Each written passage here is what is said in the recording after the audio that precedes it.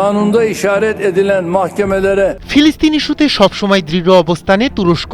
ইসরায়েলের আগ্রাসনের বিরুদ্ধে সবসময়ই সোচ্চার দেশটি। এবার গাজায় ত্রাণ নিয়ে যাওয়া গ্লোবাল সমুদ ফ্লোটিলার গতিরোধ করার ঘটনায় ক্ষোভের আগুনে জ্বলছে আঙ্কারা। ক্ষুব্ধ প্রতিক্রিয়া জানিয়েছেন তুরস্কের president Recep Tayyip Erdogan.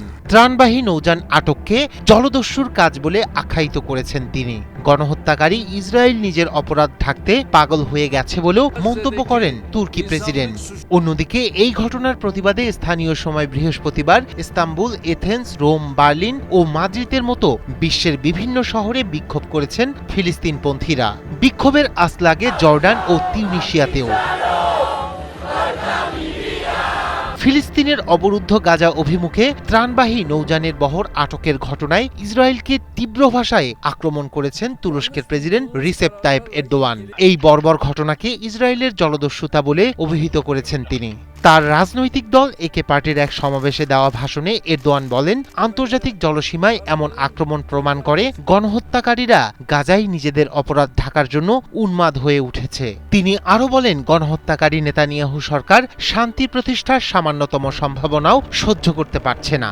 Global সমুদ flotilla আবারও বিশ্বকে গাজার নৃশংসতা ও ইসরায়েলের হত্যাকারী চেহারা তুলে ধরেছে বলে মন্তব্য করেন তুরস্কের প্রেসিডেন্ট। এ সময় ফিলিস্তিনিদের পাশে থেকে যুদ্ধবিরতি ও শান্তি প্রতিষ্ঠায় সর্বশক্তি দিয়ে কাজ করার প্রতিশ্রুতি পুনর্ব্যক্ত করেন তিনি।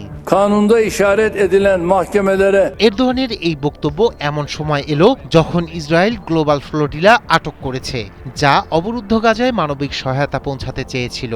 প্রায় 40-এর অধিক জাহাজ নিয়ে গঠিত গ্লোবাল সমুদ ফ্লোটিলা নৌবহর গত মাসে স্পেন থেকে গাজার উদ্দেশ্যে যাত্রা শুরু করে। এতে রয়েছেন বিশ্বের বিভিন্ন দেশের ফিলিস্তিনপন্থী রাজনীতিবিদ ও মানবাধিকার কর্মীরা।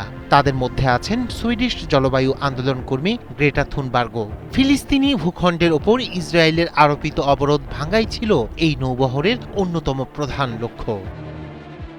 অন্যদিকে মানবিক নৌবহর গ্লোবাল সমুদ ফ্লোটিলায় ইসরায়েলের হামলা ও মানবাধিকার কর্মীদের আটকের ঘটনায় বিশ্বজুড়ে নিন্দার ঝড় উঠেছে। এই হস্তক্ষেপকে সন্ত্রাসী কর্মকাণ্ড হিসেবে আখ্যা দিয়েছে মালয়েশিয়া। ত্রাণবহর আটকে দেয়ায় ব্যাপক বিক্ষোভ শুরু হয়েছে স্পেন, ইতালি, জার্মানি, তুরস্ক ও গ্রিস সহ বহু দেশে। আর্জেন্টিনা, মেক্সিকো ও কলম্বিয়ায় রাস্তায় নেমেছে হাজারো মানুষ। রায়হান কবির শুভ্র, ৭১।